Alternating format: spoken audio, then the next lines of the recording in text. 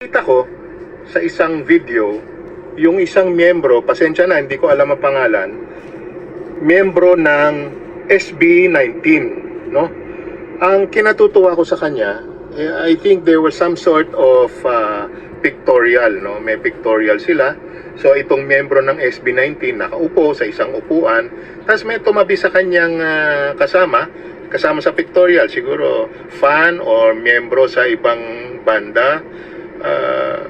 Ang ginawa niya, umurong siya kasi parang mauupo o luluhod sa sahig yung babae eh. So ang ginawa niya, umurong siya ng konti at tinawag niyang maupo sa tabi niya yung babae. Binigay niya yung kalahati ng upuan niya para naman makaupo yung babae, no?